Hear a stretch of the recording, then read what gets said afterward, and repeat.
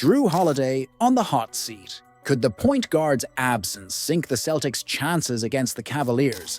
The Boston Celtics season could be on the verge of implosion, and Jrue Holiday's absence might be the spark that ignites the chaos. In a crucial showdown against the Cleveland Cavaliers, the Eastern Conference leaders, the Celtics, are trying to bounce back from consecutive stumbles. A victory wouldn't just bring Boston closer to the coveted top seed.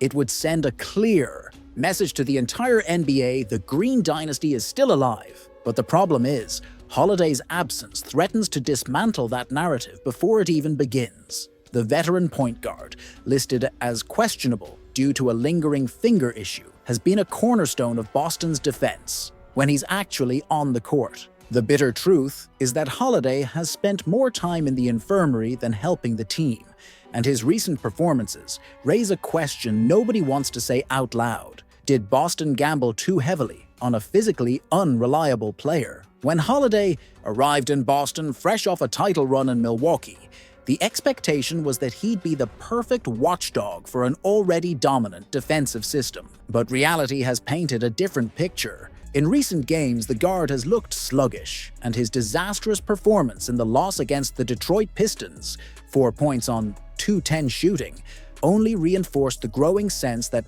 Holiday is becoming a million-dollar burden. This season, his averages of 10.8 points, 4.3 rebounds, and 3.7 assists are far below what you'd expect from a player who signed a $135 million 4-year extension with the Celtics. To make matters worse, his 34.2% three-point shooting has made him more of a liability than an offensive solution. The uncomfortable truth nobody inside the Celtics locker room wants to admit is that this team is too dependent on Jrue Holiday to survive defensively. When he's not playing, or playing badly, as has often been the case, Boston turns into a sieve. The mere fact that Al Horford and Sam Hauser are being considered as starters against Cleveland exposes just how fragile this team's rotation really is. If Holiday doesn't take the court, the Celtics will have to rely on players who simply don't have the pedigree to contain a team like the Cavaliers. Donovan Mitchell and Darius Garland are bound to smell blood and exploit every gap in Boston's defense. Despite the official narrative of chasing the top spot in the East, the reality is that the Celtics sit 6.5 games behind first place and carry themselves like a team that doesn't even believe in its own potential. The dream of finishing first looks more like a mirage, one that could come at a steep price if the team keeps dragging around injured veterans instead of injecting youth into the roster. The matchup against the Cavaliers isn't just another regular season game. It's a measuring stick of whether this team has the chops to contend, or if it's just another overrated roster, living off its past reputation. If Jaylen Brown and Jrue Holiday are both sidelined, this narrative could quickly spiral into a public humiliation. Holiday was brought in to elevate the Celtics' ceiling, but so far, he's been the biggest symbol of a team that can't impose itself. The game against Cleveland could be the turning point, or the start of an even deeper crisis. The real question everyone should be asking is, how much longer will Boston keep betting on broken veterans instead of rejuvenating a roster that's clearly clinging to the past? If the Celtics lose this game, the criticism will explode, and maybe not even Holiday's contract will survive the summer. And you, Celtics fan, do you still believe Jrue Holiday can carry Boston in the title race? Or has he already become just another bloated salary weighing down the payroll without delivering results? What was supposed to be a quiet night turned into a public humiliation. Jaylen Brown's arrogance sparks crisis in Boston. What should have been just another routine night for the Boston Celtics turned into a spectacle of humiliation and crisis. The Detroit Pistons' 117-97 blowout victory not only exposed Joe Mazzulla's team's fragilities, but also reignited a controversy that could shake the Celtics' locker room. Jaylen Brown's disdainful comments about the Pistons before the season, with Cade Cunningham running the show and Malik Beasley torching Boston's defense, Detroit secured its 8th consecutive win, sending a loud message to the entire Eastern Conference. The Pistons are no longer the league's punching bag. But while Detroit fans celebrated, Celtics supporters drowned in frustration. and much of that frustration has a name. The embarrassment took on even greater proportions when an old Jaylen Brown video resurfaced on social media the following morning, reigniting a controversy many had already forgotten or tried to forget. Finding different ways to lead also means sacrificing sometimes. Like, on a night when we're playing, not to disrespect, but the Detroit Pistons, who have struggled the last few years, will play through Peyton Pritchard. Let him get 30 points, play through Sam Hauser, let him take 10 threes, and we'll still win the game. The video, which has already surpassed 655,000 views, sounded lighthearted in preseason. Now it's become ammunition for the entire NBA. Did Jaylen Brown create an unnecessary enemy? Brown's words may have been casual, but they exposed an arrogance that has rubbed not only opponents the wrong way, but parts of the Celtics' own fanbase. The forward, who signed the richest contract in NBA history in 2023, $304 million, was always seen as a silent leader, but this new posture is raising doubts about his ability to keep the group united.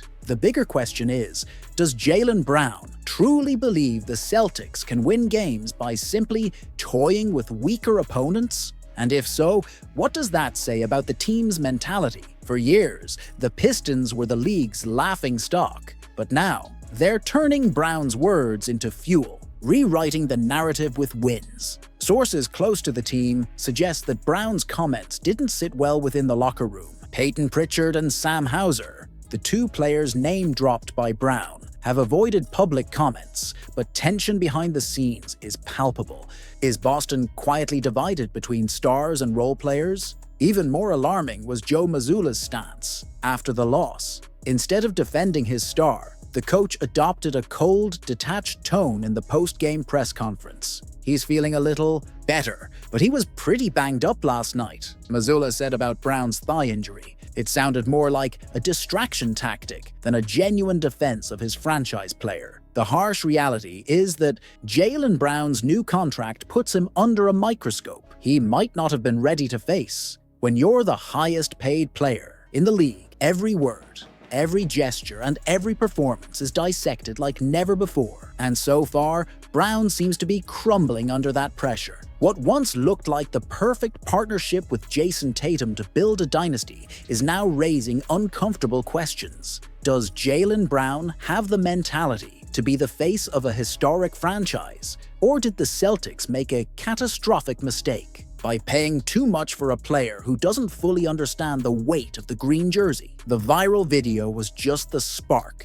The real fire might only be starting. The next time Boston faces Detroit, the narrative will already be written: revenge or collapse. Jaylen Brown has the chance to turn this controversy into fuel, or he could watch his relationship with the fans and the locker room fall apart for good. One thing is certain, from now on, every word Jaylen Brown says will carry weight, both on and off the court. And you Celtics fan, is Jaylen Brown the superstar who will lead Boston to glory? Or is he becoming the symbol of an arrogance that could cost the Celtics everything?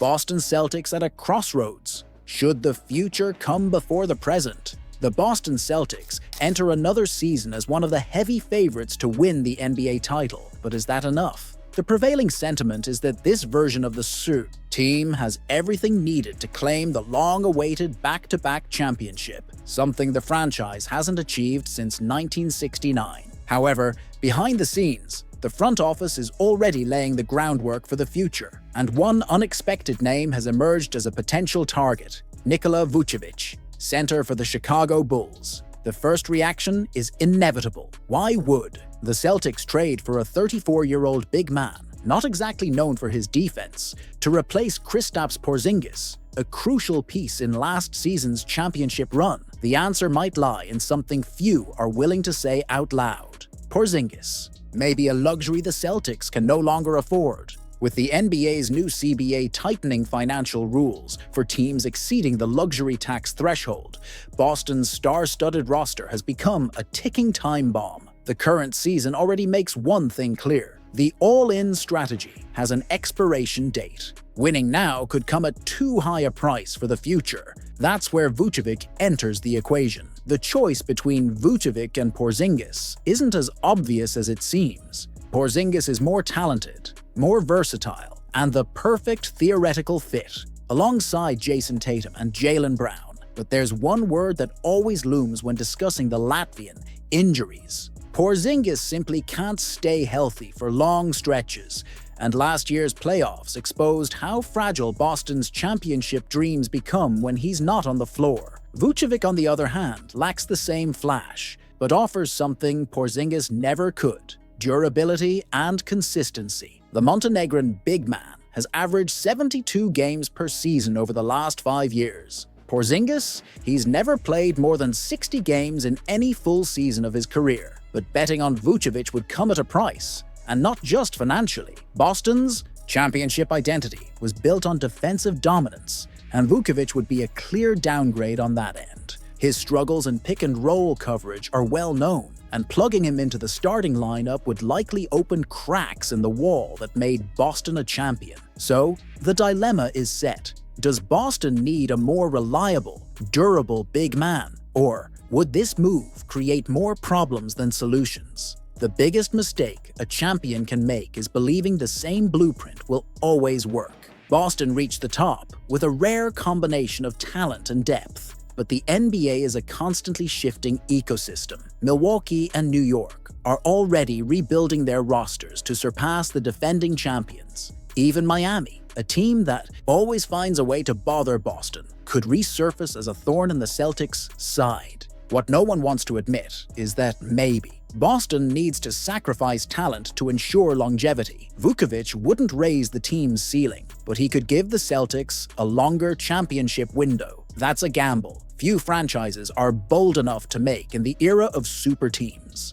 Swapping Porzingis for Vucevic would ignite a firestorm among fans. It would be the kind of unpopular decision that makes sense on the whiteboards of executives, but maybe nowhere else. Vucevic would ease the Celtics' cap sheet, but there's no denying he represents an older, less athletic version of what Al Horford already provides. The most uncomfortable question of all is this: would this trade signal that the Celtics care more about financial flexibility than winning titles? It would place the future over the present, a move that feels contradictory for a franchise that sits so close to making history. The idea of Nikola Vucevic wearing green and white might sound absurd at first, but it represents a debate the Celtics will inevitably have to face. How do you balance ambition with sustainability? This offseason promises to be turbulent, and if Boston seriously considers a move like this, expect a flood of criticism, some deserved, some reactionary. But what can't be denied